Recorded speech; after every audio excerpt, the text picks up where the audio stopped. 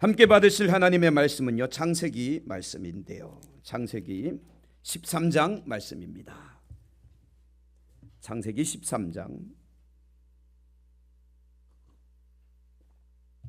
14절부터 18절까지. 창세기 13장 14절에서 18절까지 우리 같이 함께 한 목소리로 합독합니다. 롯이 아브람을 떠난 후에 여호와께서 아브람에게 이르시되 너는 눈을 들어 너 있는 곳에서 북쪽과 남쪽 그리고 동쪽과 서쪽을 바라보라. 보이는 땅을 내가 너와 네 자손에게 주리니 영원히 이르리라. 내가 네 자손이 땅의 티끌 같게 하리니 사람이 땅의 티끌을 능히 셀 수 있을진데 네 자손도 세리라. 너는 일어나 그 땅을 종과 횡으로 두루 다녀보라. 내가 그것을 내게 주리라. 이 아브람이 장막을 옮겨 헤브론에 있는 마므레 상수리 수풀에 이르러 거주하며 거기서 여호와를 위하여 제단을 쌓았더라. 아멘.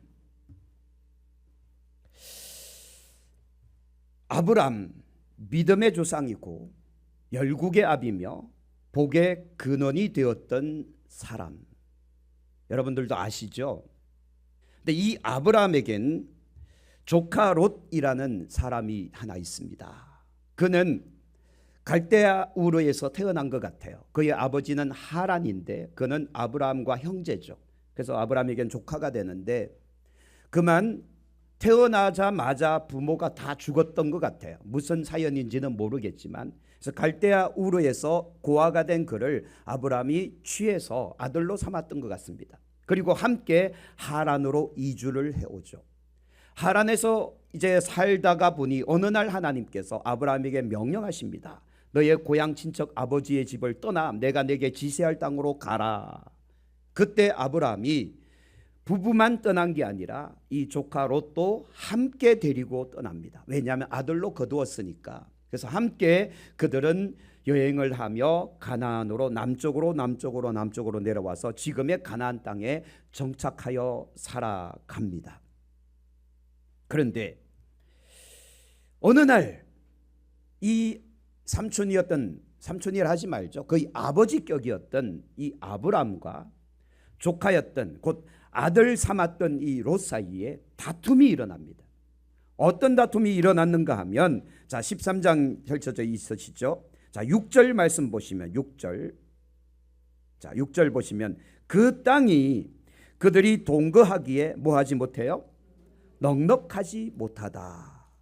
그런데 이는 그들의 소유가 많아서 동거할 수가 없다. 이렇게 기록하고 있습니다. 그 땅이 너무 좁다 이런 뜻이 아니라 그 땅에는 지금 어느 민족이 살고 있는가 하면, 자 7절 한번 보실래요? 7절 보시면 뒤에 중간점부터 서로 다투고부터 또 가나안 사람과 브리스 사람도 그 땅에 거주하였는지라 이렇게 나와 있죠. 그 땅이 넉넉하지 못했다, 좁았다라는 뜻이 땅이 좁은 게 아니라 땅은 넓은데 그 땅에 목초지가 부족한 거예요. 목초지란 원래 살던 원주민들, 그 땅에 거주하며 살던 원주민들이 이미 차지하고 있기 때문에 아브람과 롯은 그 중에서도 뭔가 좀 여유 있는 그것을 그들은 찾아낼 수밖에 없는 거예요. 희박한 거죠. 왜냐하면 이 가나안 땅은 풀이 목초가 잘 자라지가 않습니다. 봄에 잠깐 반짝 비 올 때 우기 때만 잠깐 자라고 나머지 때는 이제 4월이 넘어가면 여름이 시작되면 거의 6개월을 비가 한 방울도 오지 않습니다. 그러니 이 짐승들을 먹이는 것이 굉장히 어려워집니다. 그러기에 그들이 목초지를 찾는다는 건 진짜 어려운 일이었기에, 근데 이 짐승들을 죽일 수는 없잖아요. 그래서 이것 때문에 두 사이에서 다툼이 일어나는데, 왜냐하면 이들이 소유가 많아서 동거할 수 없다라고 이렇게 이야기하죠. 그랬더니 7절 말씀에 보니까 아브라함의 가축의 목자와 롯의 가축의 목자가 서로 싸우고, 그 다음 9절 말씀에 보니까 이제 우리가 갈라져야 되겠다. 그리고 아브라함이 제안을 하죠. 나를 떠나라 라고 이야기합니다. 자 여기서 한 가지, 아브라함이 조카 롯, 아들처럼 거두어 키웠던 롯을 떠나라고 이야기하는데, 이 떠남이 사실 이루어지면 되나요, 안 되나요? 애매한 질문인가요? 그러면 아브라함 입장에 말고 조카 롯의 입장에서는 떠나도 되죠. 왜냐하면 나도 재산이 많고 삼촌도 재산이 많은데 이제 나도 분가해야 될 때가 됐고 나도 독립해서 나만의 삶을 살겠습니다 라고 할 수 있잖아요. 근데 아브라함의 입장에서는 이 조카가 떠나면 돼요, 안 돼요? 안 되는 상황이에요. 왜냐하면 아브라함과 그의 아내 사레가 지금 하란에서 떠날 때 몇 살이었죠? 75세. 두 사람 사이에 자식이 있나요, 없나요? 없어요. 그리고 그들은 고향 친척 아버지 집을 떠나왔기 때문에 그때 당시에는 부족과 부족 간, 종족과 종족 간의 전쟁과 이 싸움이 빈번히 일어나는 시대이기 때문에 한 명이라도 더 남자가 장정이 있어서 그 가문을 지켜야만 하는 시대란 말이죠. 그러면 아브라함에겐 조카 롯과 함께하는 종들도 있을 거 아니에요. 그 남자 종들이 있어야만 하는 그런 상황이라는 겁니다. 그러므로 조카가 떠나면 안 돼요.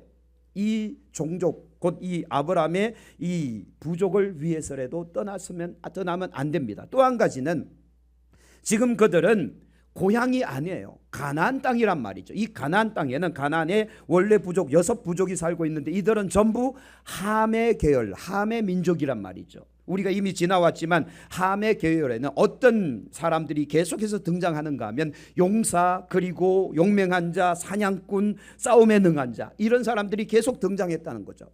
무슨 소리인가 하면 전쟁하는 걸 굉장히 좋아하는, 약탈하고 침공하고 침략하고 살육하는데 탁월한 사람들이 있는 땅이 바로 가나안 땅이었던 거죠. 안전이 보장되지 않기에 아브라함에게는 한 명이라도 더 남자 장정이 있는 것이 도움이 됩니다. 그런데 조카는 떠나겠다는 거예요. 아브라함도 너 떠나. 자, 그런데요, 이게 왜 중요한가 하면 몇 절로 가보시는가 하면, 자 14절 한번 가보실래요? 이제 본문으로 들어가야 되는데 14절 이렇게 시작이 됩니다. 롯이 아브라함을 뭐한 후에? 떠난 후에라고 기록하고 있죠.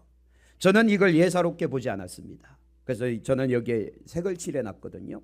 롯이 아브라함을 떠난 후에, 그 다음부터 어떤 말씀이 전개되는지를 보면 이해가 돼버릴 거예요. 자, 그러면 여러분들도 롯이 아브라함을 떠난 후에를 끊어버리고 그 다음부터 다시 한번 읽어보셔야 돼요. 연결하지 말고 떠난 후에 해놓고 끊고 다시 읽습니다. 여호와께서 아브라함에게 이르시되 너는 눈을 들어 너 있는 곳에서 북쪽과 남쪽 그리고 동쪽과 서쪽을 바라봐라. 보이는 땅을 내가 너와 네 자손에게 주리니 영원히 이를 것이다. 내가 네 자손이 땅에 티끌 같게 하리니 그리고 너는 일어나 그 땅을 종과 행으로 두루 다녀보라. 내가 그것을 내게 주리라. 하나님이요 엄청난 복을 아브라함에게 말씀하십니다. 네가 보는 땅, 네가 밟는 땅, 이 모든 것들 너와 너의 후손에게 줄 것이다. 자, 여기까지 이야기하고 다시 롯을 끄집어보면 롯의 입장에서 가면 돼요, 안 돼요? 안 되는 게 이제 밝혀졌죠. 왜 안 됩니까? 두 사람이 싸운 이유가 뭐예요? 다툰 이유가 뭡니까? 소유가 많아서 동거할 수 없기 때문인데, 장차 아브라함에게 하나님이 약속하신 약속은 뭡니까? 어마어마한 거부가 될 것을 약속하고 있단 말이에요. 그렇죠? 이해가 확 안 되기 때문에 이해를 확 시켜드릴게요. 강명철 장로님이 로또를 샀는데 100억이 당첨되셨어. 근데 한별 집사님이 아버지 나 분가할래요. 나 따로 살 거예요. 내 사업 따로 할 테니까 이제부터 나랑 인연 끊어요. 그러면 돼요, 안 돼요? 나가자마자 100억이 당첨되셨어. 이런 상황인 거예요. 그죠? 나가자마자. 롯이 떠난 후에라는 이야기가 바로 이겁니다. 어쩌면 하나님께서 기다리셨던 것 같아요. 나쁘게 표현할게요. 이 인간이 나가야 아브라함에게 복을 준다는 거예요. 이게 이해가 돼야 되는데 다시 말씀드릴게요. 이 인간이 나가야 아브라함에게 복이 시작되는 거예요. 그렇다면 왜 하나님은 아브라함이 자식처럼 거두어 키웠던 이 롯을 멀리 하고 싶었는가? 결론처럼 말씀드리면 결이 달라요, 가치관이 달라요, 세계관이 달라요, 영성이 달라요, 믿음이 달라요. 생각하는 것 자체가 다르기 때문에 이 아브라함의 복, 곧 노아에게 주셨던 바라크의 복, 아담과 하와에게 주셨던 바라크의 복, 이 천지 창조의 하나님의 권세의 바라크의 복이 아브라함에겐 갈지언정 롯에게 가면 안 되기 때문에 하나님은 끊어내시는 것 같습니다. 이게 왜 그런가 하면 한번 롯을 한번 살펴보시죠. 자, 6절에는 동거할 수 없다라고 이야기했죠. 그리고 7절에 서로 다투어서 이제 8절에 서로 이제 떠나가자 이야기하죠. 근데 10절 한번 보시죠. 10절 롯의 모습이 나옵니다. 이에 롯이 눈을 들어 요단 지역을 뭐합니까? 바라본다는 거예요. 어디를 바라봤다고요? 요단 지역. 요단 지역은 물이 풍족한 땅이거든요. 그랬더니 소알까지 온 땅에 물이 넉넉해요. 그리고 여호와께서 소돔과 고모라를 멸하기 전이었으므로 뭐 같다? 여호와의 동산 같고 또 뭐 같다? 애굽 땅과 같았더라예요. 여호와의 동산 곧 에덴 동산은 본 적이 없으니 그냥 느낌이고, 애굽은 갔다 왔나요? 안 갔다 왔나요? 갔다 왔단 말이에요. 바로 직전에 애굽을 그들은 갔다 왔단 말이에요. 그러기에 애굽의 이 나일강의 이 풍족함을 그들은 봤기 때문에 롯의 입장에서 요단 들판이 마치 애굽 같았고, 또 거기에 모든 것들이 풍족하다 보니까 하나님의 동산인 에덴 동산 같았더라라고 그는 생각한 거예요. 자, 그렇다면 여기서 롯의 입장에서는 이 물이 풍족하고 먹고 살기 좋은, 그리고 목축하기도 좋은 편안한 이 땅에 아브람, 곧 늙은 아브람 부부를 남겨놔야 돼요? 아니면 자기가 남아야 돼요? 네? 아니 도리상 늙은 할아버지가 된, 할머니가 된 삼촌과 그 사례를 남겨놔야 됩니까? 아니면 자기가 남아야 됩니까? 자기가 남으면 안 되잖아요. 도리상 늙은 부모를 편안한 곳에 모셔야죠. 안 그래요? 자식은 좀 젊기 때문에 어디 가서 좀 싸우며 좀 뭔가 힘이 들어도 뭔가를 할 수 있는 젊음이 있잖아요. 근데 이 아브라함과 사례는 다 늙어버렸단 말이에요. 그러니 물이 풍족하고 먹고 살 만한 곳에 머물게 하고 제가 어려운 곳으로 갈게요 라고 해서 조카 롯이 좀 다른 곳으로 갔더라면 얼마나 좋았을까. 이건 제 생각이고요. 여러분 동의 안 하셔도 괜찮아요. 그러나 도리상 그는 그렇게 하지 않았다는 거예요. 그래서 롯은 이 요단 들판을 선택을 합니다. 근데 두 사람 사이 약속을 했거든요. 네가 동하면 내가 서할 테니까 네가 먼저 선택하라, 아브라함이 이야기했단 말이죠. 그런데 롯은 좋은 땅을 선택하니 아브라함은 어쩔 수 없이 반대 방향인 저 산꼭대기 헤브론 산지를 선택할 수밖에 없었습니다. 척박한 땅이죠. 그리고 두 사람이 갈라졌는데 12절 한번 보시죠. 12절. 자, 여기도 중요한 표현이 또 나옵니다. 아브라함은 어디에 거주하였다? 가나안 땅에 거주하였고 롯은 어디에 머물렀다? 그 지역의 도시들에 머물렀다. 그리고 장막을 옮겨 어디까지 갔다고요? 소돔까지 이르렀더라예요. 자, 여기에 바로 직전에 뭐가 하나 끼워져 있어요. 10절 중간에 뭐가 하나 더 끼워져 있죠. 뭐가 끼워져 있는가 하면 10절 중간 보시죠. 여호와께서 소돔과 고모라를 멸하기 전이었으므로 해요. 이게 기록될 땐 이미 사건이 다 지나간 이후니까 기록할 때 끼워 놓은 거예요. 부연 설명처럼 우리도 이미 알고 있습니다. 이 소돔과 고모라가 장차 어떻게 될 것인지를 여러분들 알고 계시죠? 자, 여기까지 와서 우리가 다시 롯의 입장으로 보죠. 아브라함과 헤어진 그가 요단 들판을 선택하고 요단 들판에서 도시, 화려한 곳, 사람이 많은 곳, 그리고 뭔가 멋있어 보이는 도시를 선택하여 가다가 결국 마지막 종착지처럼 선택한 곳이 소돔과 고모라거든요. 가면 돼요, 안 돼요? 아니, 방금 말씀드렸잖아요. 가면 돼요, 안 돼요? 안 되는 땅이에요, 소돔과 고모라는. 왜냐하면 이제 곧 무슨 일이 일어날 거니까. 하나님께서 이 소돔과 고모라를 멸망시킬 것이니까. 하늘에서 불덩이가 떨어져서 모든 집과 모든 땅과 모든 사람들 다 죽여버리고 땅을 쓸어버릴 텐데 거기에 들어가면 돼요, 안 돼요? 안 된단 말이에요. 근데 롯은 선택한 것이 거기입니다. 도시, 그리고 화려함, 그리고 소비할 수 있는, 또 즐길 수 있는 곳, 그곳을 그는 선택한 거예요. 아브라함은 정반대 방향인 헤브론 산지 척박한 땅으로 올라가게 되죠. 여기서 우리는 한 가지 정말 중요한 걸 받아야 됩니다. 우리는 무엇을 바라보고 있는가요? 우리는 어디로 가고 있는가요? 결과를 우리가 안다면 분명 그 길을 안 갈 겁니다. 근데 결과를 모르니까 그 길을 가는데, 그 곳이, 아브라함이 가는 곳은 누가 봐도 사람이 살 수 없는, 물을 구할 수 없는, 먹을 것도 구할 수 없는, 그리고 산악지역이다 보니까 험준해서 뭔가 위험이 도사리고 있는 그런 땅이에요. 그래서 인간적으로 보면 아브라함은 멍청한 짓을 한 거예요. 그 늙은 노인네 2명이 그 척박한 산지에 올라가서 뭘 하겠단 말입니까? 안 된다니까요. 그런데요, 우리는 알고 있습니다. 아브라함이 선택한 이 헤브론이 앞으로 어떻게 변화될지를 말이죠. 지금 이 시대까지도 예루살렘은 이스라엘의 수도로 남아있고, 우리가 이스라엘을 여행 가면 무조건 예루살렘에는 가야 돼요. 그렇죠?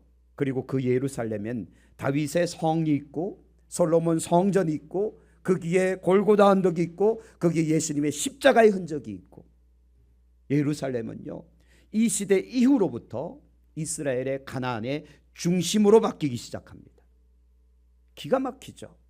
하나님께서 아브라함이 가는 곳, 그곳을 복되게 하신 거예요.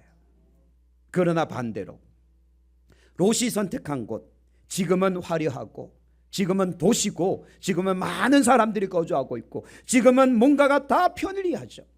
제가 산양 와서 제일 충격받은 게 하나 있습니다. 그게 뭔가 하면, 서울에 살 때는 앱을 딱 키면, 배민 딱 키면, 배민이 뭔지 아시나요? 배달의 민족, 배달 앱이에요. 배민을 딱 키면 서울에서는 수백 수천 개가 쫙 뜨거든요. 치킨 하면 치킨 가게만 거의 뭐 3,400개가 떠요. 그러면 누르기만 하면 띠링띠링 하고 금방 오거든요. 제가 우리 교회 와서 그날 저녁이 됐습니다. 먹을 것이, 이사 와서 당장 먹을 것이 없어서 배민을 딱 켰거든요. 결과물은요, 텅 나오더라고요. 텅이 뭔지 아십니까? 아무것도 없다는 소리예요. 이 마을은 배달할 수가 없습니다. 배달이 안 되는 동네더라고요. 처음 와서 지리도 모르고 내비켜서 점촌 시내 가서 사왔다니까요. 여러분, 그래서 젊은 사람들은 도시로 가는 것 같아요. 편하잖아요. 그렇죠? 편하고 살기 좋고 사람 많고 볼 것 많고 할 것 많고, 가만히 앉아 있어도 뭐 온갖 정보들이 왔다 갔다 하는. 근데 이런 시골에 들어오니까 텅이에요. 텅. 모든 것도 텅 비었고, 정신도 텅 비고, 마음도 텅 비고, 텅텅하더라고요. 여러분, 그런데요, 롯이 선택한 그 도시, 그 화려함, 지금은 멋있어 보이죠. 근데 얼마 안 남았다니까요. 여러분, 성경을 한 장, 2장만 딱 넘겨버리면 이제 소돔의 죄악이 임하게 되고, 19장으로 넘어가죠. 소돔의 죄악 때문에 하나님께서 그 소돔 땅을 멸망시키려고 천사들을 보내죠.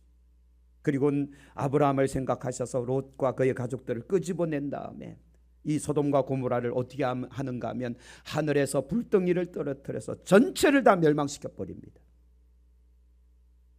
자, 이제 다시 묻죠. 이 결과를 놓고 보면 롯은 도시를 선택해서 가야만 했나요? 가면 안 되나요?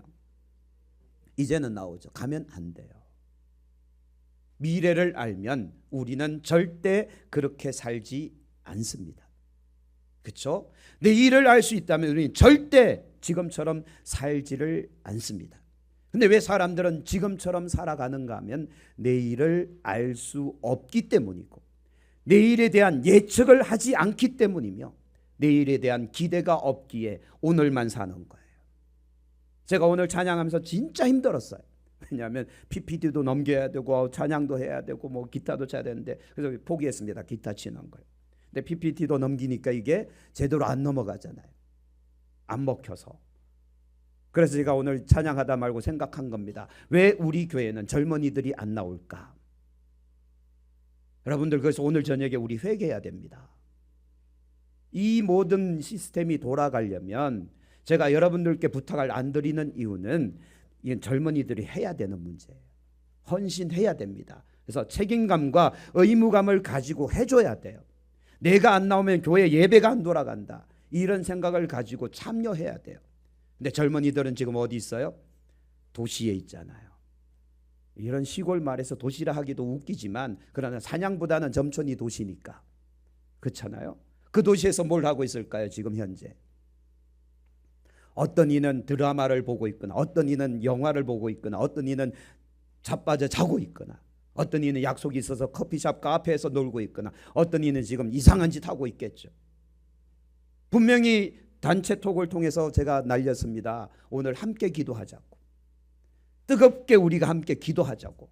그러면 최소한 나와야죠. 일주일에 한 번인데 일주일에 한 번 기도하는 것도 나오지 않으면서 내가 신앙생활 한다는 건 부끄럽지 않습니까?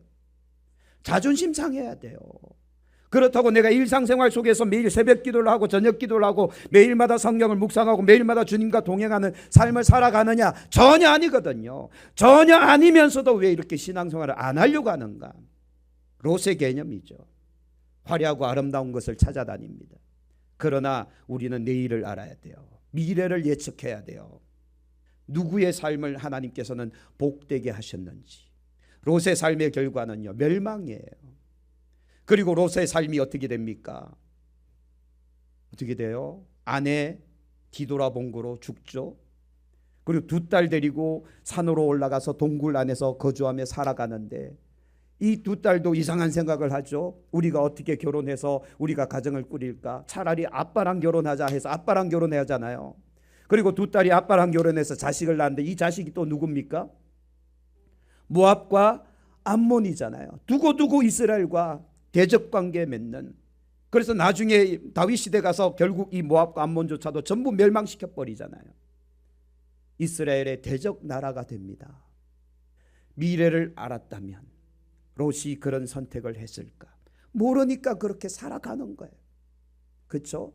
그러나 아브라함 믿음으로 살았던 그는 하나님께서 그가 가는 곳이 비록 척박한 땅이지만 그 땅을 복되게 하셔서 헤브론을 복되게 하셔서 그가 살고 있는 그 땅 한가운데 예루살렘을 만드시고 지금 이 시대까지도 예루살렘은 번성한 도시가 되게 만들었다는 거예요. 이게 하나님께서 그에게 주시는 바라크의 복이었던 겁니다. 그리고 아브라함에게 두 가지를 말씀하셨는데 오늘 정작 말씀드리고 싶은 건 바로 이거예요. 두 가지인데 자, 몇 절인가 하면 14절 말씀 보시죠. 14절 롯이 아브라함을 떠난 후 여호와께서 아브라함에게 이르시되 너는 눈을 들어 너 있는 곳에서 북쪽과 남쪽 그리고 동쪽과 서쪽을 뭐하라? 바라보라는 거예요. 첫 번째 메시지입니다. 바라보라는 거예요. 북, 남, 동서를 바라보라는 거예요. 바라보는 이유가 뭔가 하면 15절에 나와 있죠. 보이는 땅, 곧 네가 보는 이 모든 땅을 내가 너와 네 자손에게 주리니 어떻게 하겠다고요? 영원히 이르게 하겠다는 거예요.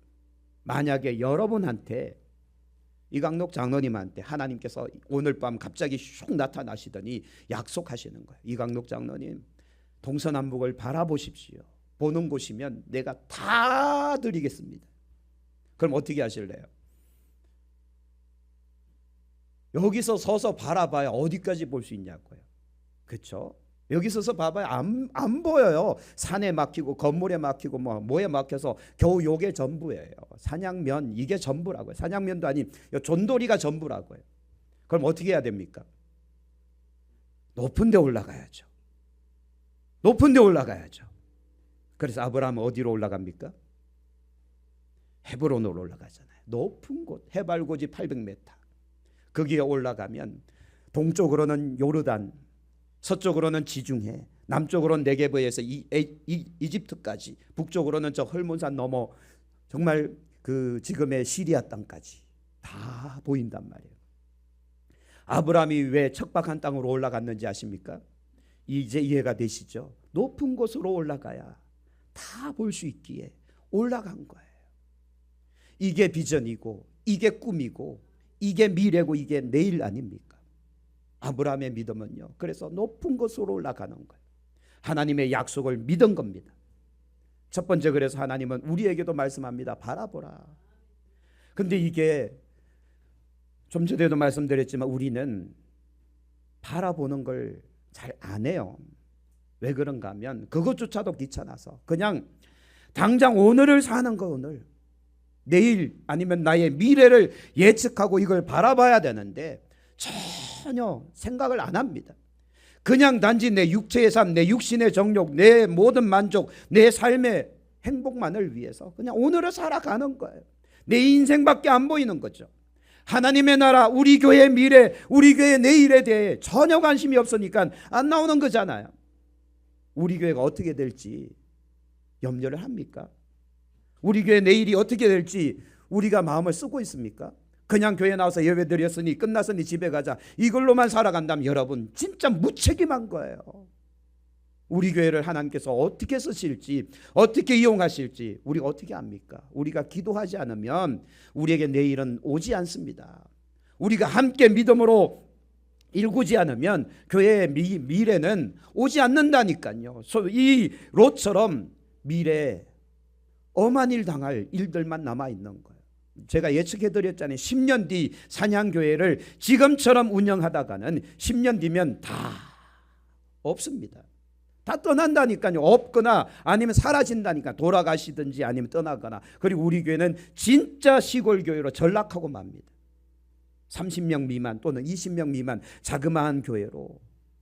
그리고 담임 목사를 청빙해야 되는데 오실 분이 없으니까 뭐 이제 연세 드신 분 모셔와서 그냥 이렇게 저렇게 겨우겨우 운영하는 교회로 전락하고 만다니까. 이 주변의 교회들 한번 보십시오. 다 그렇게 돼 있잖아요. 우리가 왜 그런 전차를 밟아야 됩니까? 절대 안 되거든요. 우리는 예측해야 돼요. 우리는 내다봐야 돼요. 그리고 우리는 바라봐야 돼요. 내일을 바라볼 수 있는 영적 눈이 열려야 돼요. 그러려면 롯과 같이 현실을 보면 안 된다니까요. 아브라함처럼 하나님을 볼 수 있어야 되고, 말씀을 볼 수 있어야 되고, 약속을 볼 수 있어야 되고. 하나님께서 그래서 아브라함에게 말씀하시잖아요. 바라봐. 북남 동서를 바라봐. 근데 바라보려고 하니 그가 지금 어디 있는가 하면 저 밑에 있거든요. 왜냐하면 지금 이들이 대화하고 있는 이 장소가 어디인 것 같습니까? 롯이 소등이 요단 들판을 바라봤다 그러니까 이 둘은 지금 어디 있는가 하면 요단강 변에 있는 거예요. 그렇죠? 다시 말씀드릴게요. 요단강은 해발 고도가 마이너스 200m예요. 특히나 어디를 가는가 하면 이 삭개의 고향이 어디죠? 삭개의 고향? 여리고. 여리고는 해발 고도가 마이너스 400m예요. 사해바다도 역시 마찬가지고. 그러면 거기에서 아무리 바라봐야 보이는 건 골짜기밖에 없습니다. 해발 고도에서도 한참 내려가 있으니까. 여러분 같으면 어떻게 하실래요? 하나님께서 약속하셨습니다. 동서남북 바라봐라. 네가 보는 모든 것을 너와 너의 후손에게 줄 텐데 영원히 이룰 것이다. 그러면 당장 올라가야 되겠죠. 높은 곳으로 올라가는 겁니다. 마찬가지로 우리는 높은 곳을 올라가듯 내일을 바라보고 미래를 바라봐야 됩니다. 그러려면 희생해야죠. 그러려면 내가 땀 흘려야죠. 그러려면 내가 수고해야죠. 그런 수고와 희생 없이 우리에게 미래는 오지 않는다. 내일은 오지 않는다. 교회 부흥은 결코 일어나지 않습니다. 내가 희생하지 않는데 어떻게 교회가 이 부흥을 합니까? 내가 이 교회를 어떻게 세울지, 어떻게 경영할지, 어떻게 운영할지, 이 교회의 어떤 모든 시스템을 우리가 어떻게 만들어 가야 될지 우리는 고민하고 달려가야 된다니까요. 그래서 첫 번째 바라봐야 돼요. 꿈꾸는 겁니다. 우리 교회의 미래를. 산양침례교회의 내일을 꿈꾸는 저와 여러분 되기를 축복합니다. 그리고 두 번째 하나님께서 제안하십니다. 17절인데요. 17절 한번 보시죠. 너는 일어나 그 땅을 종과 행으로 어떻게 해보라? 두루 다녀보라는 거예요. 두 번째 다녀보라는 거예요. 다녀보라. 첫 번째는 바라보라. 두 번째는 다녀보라. 자, 바라보는 게 쉬워요? 다녀보는 게 쉬워요? 보는 게 더 쉽죠. 보는 건 그냥 보면 되니까. 뭐 한 눈 좋은 사람은 10km까지 확 볼 수 있으니까. 근데요, 다녀보는 건 다리 아파요. 오늘 제가 밖에 잠깐 나왔다가 와, 숨이 안 쉬어지더라고요. 34도. 그래서 집안에만 콕 박혀 있었는데, 오, 이런 날 여러분, 갑자기 하나님께서 야, 나가, 다녀봐 라고 하면, 아이고, 하나님 안 됩니다. 다니단 죽습니다. 저절로 신음소리 난다니까요. 근데요, 방금 말씀드렸죠. 이 가나안 땅은요, 척박한 땅이에요. 가는 곳곳마다 골짜기가 있고 강도떼가 있고 이방 민족들이 있고 언제 습격을 당할지, 언제 절벽 밑으로 떨어질지 모르는, 제가 하나 말씀드릴게요. 아르논 골짜기라고 하는데 거기는 모압 땅과 이스라엘의 경계 지역인데, 이게 지금 요즘도 성지 순례를 가는 사람들이 종종 사고가 나요. 왜 그런가 하면 아르논 골짜기가 굉장히 깊고 이 경사도가 굉장히 급격합니다. 그러다 보니까 사람들이 가다가 발을 헛디디면 수백 메타 절벽 아래로 떨어져서 죽어요. 그렇게 험난한 지역이 곳곳에 숨겨져 있다니까요. 곳곳에. 그러니 그것을 다닌다는 건 정말 어려운 일입니다. 근데 하나님께서 아브라함에게 말씀하셨어요. 종과 횡으로 다녀보라. 종과 횡이란 동서남북을 다 이야기하는 거잖아요. 근데 사실 다니는 게 힘들기 때문에 여러분, 오늘 이렇게 정말 중요한 걸 말씀드립니다. 하나님은 가끔 강제로 우리를 이동시킬 때가 있더라고요. 강제로. 그래서 제가 응용해서 말씀드립니다. 우리의 과거의 경험도 하나님께서 일부러 그런 경험을 하게 만드셨고, 앞으로 겪을 일들도 하나님께서 일부러 그 일들을 경험하게 만드시는데, 왜 그런가 하면 그곳을, 그 일들을 내가 경험해야, 그곳을 가봐야 하나님의 뜻을 이해하기 때문이고, 그것을 통해 하나님의 뜻이 이루어지기 때문에 그렇다는 거예요. 자, 여기까지 설명하고 이제 상세한 설명해 드리죠. 몇 절로 가보시는가 하면 이건 알아야 돼요. 자, 15장 18절. 이게 이제 시작점입니다. 15장 18절 같이 읽어볼게요. 그날에 여호와께서 아브라함과 더불어 언약을 세워 이르시되 내가 이 땅을 어디서부터요? 애굽 강에서부터 큰 강 유브라데까지 네 자손에게 주노니에요. 그러면 아브라함 어디까지 가야 돼요? 애굽 강변부터 어디까지 가야 됩니까? 유프라테스 강변까지 가야 돼요. 근데 지금 아브라함이 애굽에서부터 유프라테스 강까지 가기에는 너무 늙었고 환경이 너무 척박하고, 그리고 이렇게 돌아다니기엔 시간이 너무 없고, 또 가기에는 너무 게을르고, 이렇게 억지로 가기에는 힘이 들고, 그런 상황이란 말이죠. 안 그렇습니까? 이게 거리상 재면요, 이게 보통 한 1000km 이상 되는 엄청난 거리예요. 요즘에야 자동차 타면 1000km 금방 가겠지만 이거 걸어서 간다 생각해 보세요. 걸어서 다닌다 생각해 보세요. 못 간다니까요. 그래서 하나님께서 어떤 일을 경험하게 만드셨는가 하면, 자, 애굽 강변 우리는 이미 지나왔습니다. 아브라함은 애굽을 갔다 왔다 안 갔다 왔다? 갔다 왔다니까요. 뭐 때문에요? 흉년이 들어 가나안 땅에 정착하자마자 흉년이 드니 먹을 것이 떨어져서 아브라함과 가족들이 전부 애굽으로 이주하였더라. 애굽에 가서 엄한 일 당하긴 했지만 그곳에서 전화위복해서 오히려 은금 폐물들을 더 많이 가지고 돌아오는 역전 상황이 벌어져 버린 거죠. 근데 이게 어떻게 보면 아브라함이 실수한 것 같고 아브라함이 범죄한 것 같아요. 하나님도 막 야단치신 것 같죠. 근데 이걸 하나님이 이용하셨더라고요. 그가 애굽을 밟았던 겁니다. 이미 갔다 왔어요. 저 남쪽은 하나 해결됐죠. 그러면 저 북쪽 유프라테스 강 유역까지는 어떻게 가냐고요. 야, 너 좀 가. 그러면 힘들어서 못 가요 할 테니까 하나님께서 강제 집행을 하시는데, 어떤 방법을 쓰시는가 하면, 성경이 그래서 참 재밌어요. 어떤 방법을 쓰시는가 하면, 자, 14장 1절 보시죠. 당시에 바로 이때입니다. 이때 당시 신할 왕 아므라벨과 엘라살 왕 아리옥과 엘람 왕 그돌라오멜과 이들이 전쟁이 일어나 버립니다. 곧 소돔과 고모라의 이 왕들과 메소포타미아 문명의 5 제국이 전쟁이 붙어버려요. 왜 그런가 하면 이 소돔과 고모라에 있는 이 왕들이 이 메소포타미아의 강력한 제국들에게 조공을 바치고 있었는데 어느 날 갑자기 우리는 못 바치겠다 해버린 거예요. 그러니 이 큰 제국들이 연합군을 형성하고 공격해 들어와서 전쟁이 일어난 겁니다. 전쟁이 일어나니 이 소돔과 고모라에 있는 이 왕들은 약한 왕들이거든. 성읍이 작기 때문에 메소포타미아 문명의 이 제국들이 당연히 이기죠. 당연히 이기는데 문제는 뭔가 하면 거기에 있는 성읍이 정복당하니까 거기에 살고 있던 사람들이 어떻게 됩니까? 포로로 끌려가잖아요. 모든 재산 약탈당했잖아요. 그때 하필이면 거기에 누가 살고 있었다? 롯도 살고 있었다는 거예요. 그래서 거기에서 사로잡혀서 끌려가는데, 자 12절 14장 12절 소돔에 거주하는 아브라함의 조카 롯도 사로잡고 그 재물까지 노략하여 갔더라예요. 여기서 여러분 여기까지만 읽고 박수치자 그러면 목사님 미쳤나 보다 하겠지만 결과를 보면 박수가 저절로 나옵니다. 한번 볼까요? 한번 볼게요. 자 13절 도망한 자가 와서 히브리 사람 아브라함에게 알리니 그때 아브라함이 아모리 족속 마므레 상수리 숲을 근처에 이 헤브론입니다. 거주하였더라. 마므레는 에스골의 형제요 또 아내는 형제라. 이들은 아브라함과 동맹한 사람이었더라. 아브라함이 그의 조카가 사로잡혔음을 듣고 집에서 길리고 훈련된 자 몇 명이요? 318명을 거느리고 어디까지 올라갑니까? 단은 가나안 땅의 최북단입니다.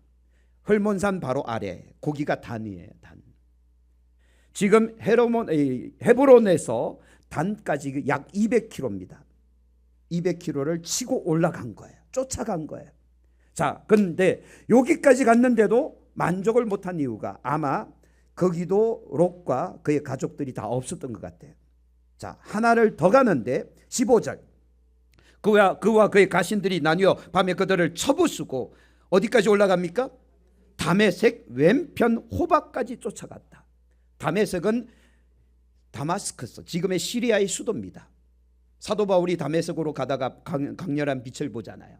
바로 그 땅입니다. 곧 이 단에서도 한참을 더 북쪽으로 더 올라가요. 근데 하필이면 여기가 어딘가 하면 유프라테스 강이 흐르는 유역까지 간 거예요. 자, 이 정도 되면 하나님께서 강제 집행하신 거죠. 그렇죠?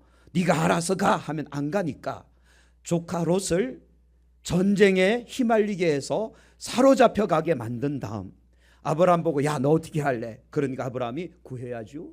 그리고는 우리 집에서 길리고 훈련된 318명 이것도 사실 아브라함이 미친 거예요. 아니 소돔과 고모라에 있는 이 왕들도 패전했잖아요. 메소포타미아 문명의 5 왕들 그들은 제국이란 말이죠. 318명이 제국의 이 연합군하고 맞붙는다는 건 이건 미친 거예요. 근데 아브라함이요 간다니까요. 누구 때문에 가요? 조카로 구하려고. 왜? 미우나 고우나 혈육이잖아요. 어렸을 적 부모 여의고 자식처럼 키웠잖아요. 그러니 얼마나 마음이 쓰이겠어요. 이게 사로잡혀서 죽지는 않았나? 이게 사로잡혀서 고문은 당하지 않나? 이게 노예가 돼서 종이 돼서 살 텐데 이거 어떻게 해요? 그래서 참 아브라함은 난 사람이에요. 그렇지 않습니까?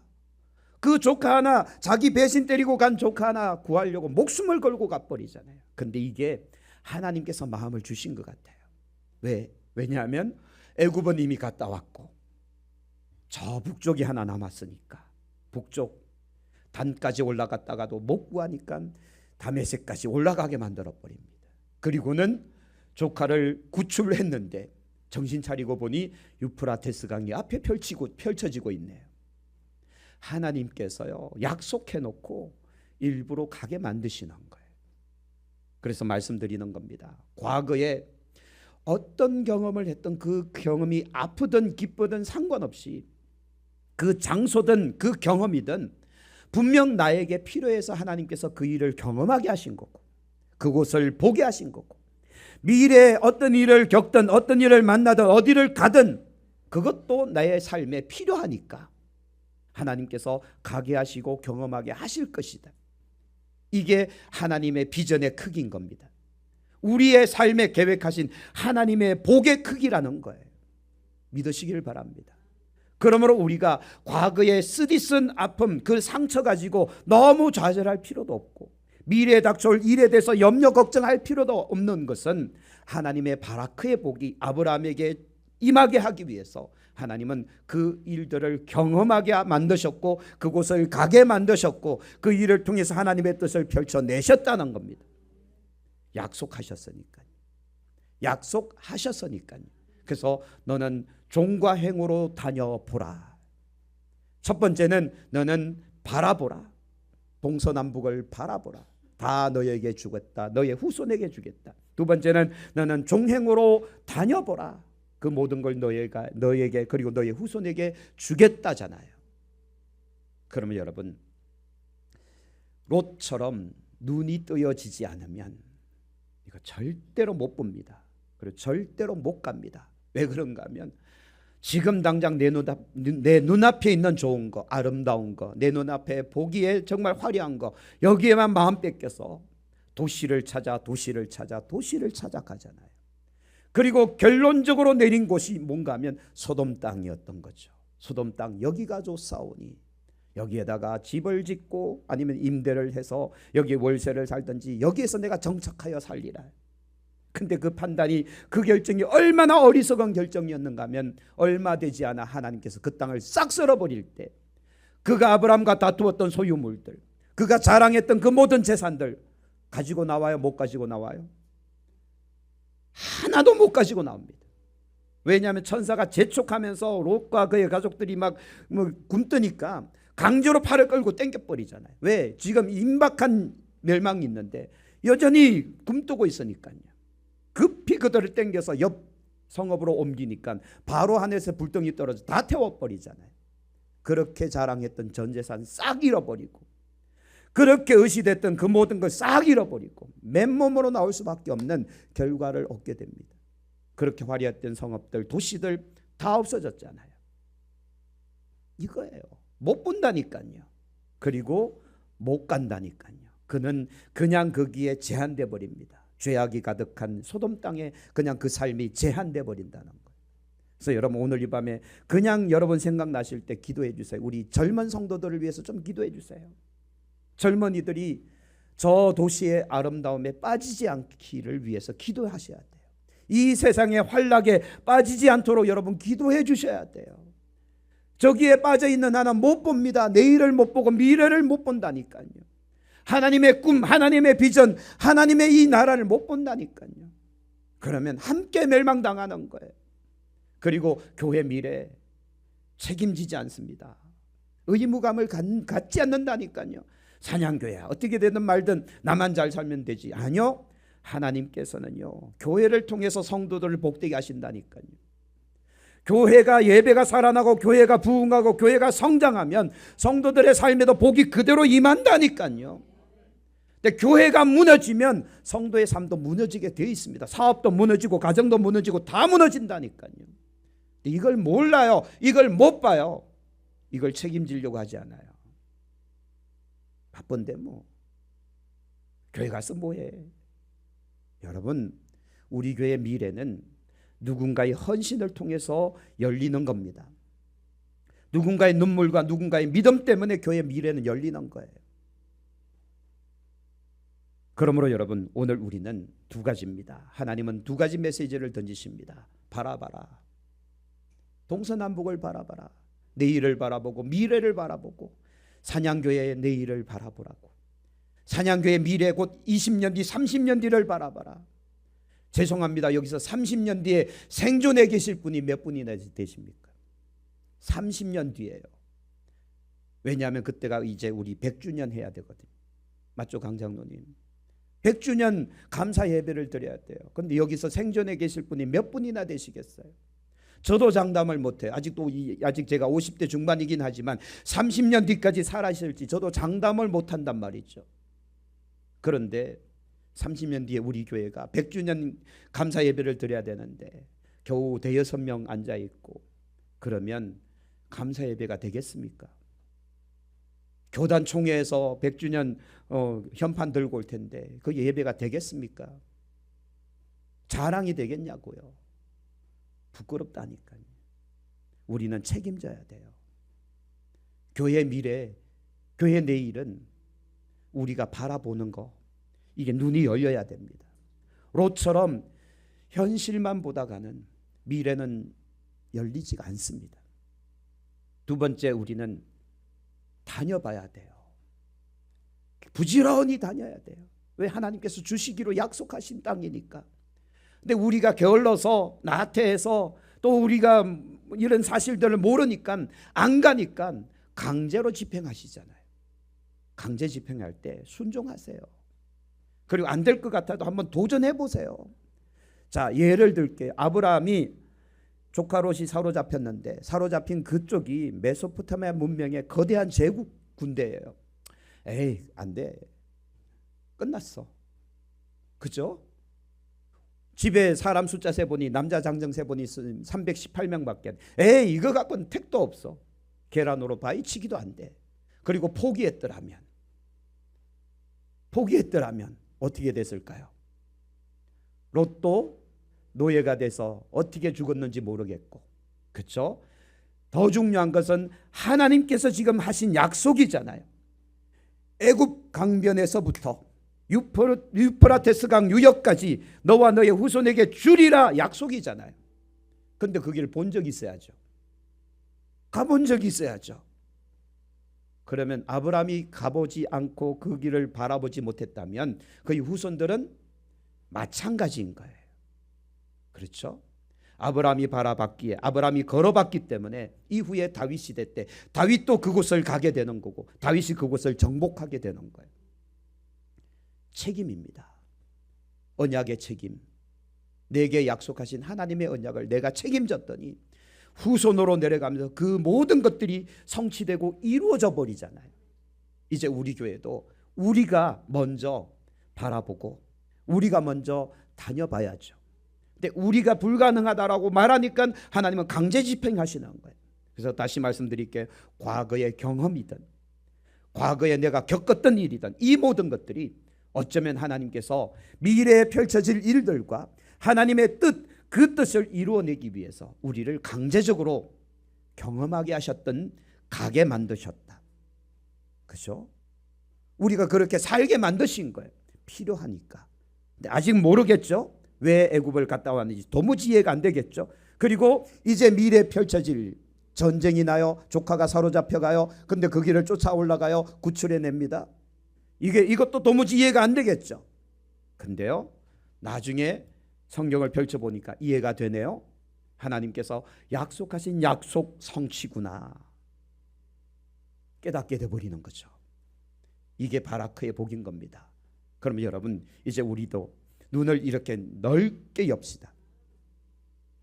좁혀서 롯처럼 그냥 도시의 화려함에 마음 뺏기지 말고 눈을 크게 열어서 하나님의 나라, 하나님의 계획을 볼 수 있는 우리가 되어지기를 소망합니다. 그래서 여러분, 사냥교의 미래는 어쩌면 여기 있어요. 여기에서 우리가 눈물로 부르짖고 하나님의 은혜를 구하며 하나님의 긍휼을 찾고 하나님께 정말 부르짖을 때 여기서부터 내일이 열리고 미래가 열린다니까요. 그리고 하나님은 우리를 경험하게 하실 겁니다. 다양한 경험들을 다양한 장소로 우리를 보내실 겁니다. 그게 우리 교회의 미래가 되어버리는 거예요. 그리고 우리 후손들이 누릴 삶의 현장이 되는 거예요. 그래서 제가 이제 마지막 마무리하면서 극단적으로 표현할게요. 극단적으로 여러분들의 후손들이, 손주, 손녀, 이 아이들이 평생을 사냥면에서 살고 싶게 만들고 싶으시다면 지금처럼 그냥 사시면 돼요. 그러나 그 아이들이 열방을 향하여 꿈꾸며 5대양 6대주를 여행 다니고 그 모든 세상을 막 지배하고 정복하며 살게 만드시려면 우리들이 그 길을 봐야 돼요. 우리의 믿음의 크기를 거기까지 넓혀놔야 돼요. 할렐루야. 뭘 선택하시겠습니까? 에이, 하나님, 내 아이는 뭐 여기서 평생 땅이나 일구다가 뭐 죽어야죠. 뭐 그것만 만족합니다. 그러면 그냥 지금처럼 사시면 돼요. 자자손손 사냥면에서 그냥 뼈를 묻어라 그러시면 돼요. 그러지 않고 여러분 후손들이 3대, 4대, 5대로 막 내려가면서 그 아이들이 비행기 타고 다니며 우주선 타고 다니며 막 그렇죠. 그런 날이 올 거 아니에요. 이제 곧 하늘을 날아다니는 자동차도 나온다는데, 그렇죠? 그러면 여기서 서울 가는 거 쉽게 가겠죠. 여기서 부산 가는 거 순식간에 가겠죠. 미래는요 더 빨라지고 더 최첨단화 될 겁니다. 그 시대에 우리 자녀들이, 우리 후손들이 진짜 주님의 말씀처럼 열방을 가슴에 품고 나가는 진짜 인재들이 될 수 있다면, 그런 일꾼이 될 수 있다면 오늘 내가 두 가지 믿음으로 바라봅시다. 내일과 미래를 우리는 바라볼 수 있어야 돼요. 동서남북이죠. 그리고 다녀보라. 종횡으로 다녀보라. 이게 어디까지인가 하면 애굽 땅에서부터 유프라테스 강 유역까지. 하나님 앞에, 하나님 그건 불가능해요. 근데 아니요, 하나님께서 강제 집행해 버리잖아요. 기근으로 애굽으로 보내고 전쟁으로 유프라테스 강까지 보내버리고, 그리고 정신 차리고 보니 다 갔다 왔네. 이게 되는 거예요. 여러분, 우리가 그래서 영적 눈을 뜨고 있어야, 하나님께서 이래서 이것 때문에 내 삶을 이렇게 살게 하시는구나 깨닫게 되면 감사가 나오고 준비하게 되는 거 아니겠습니까?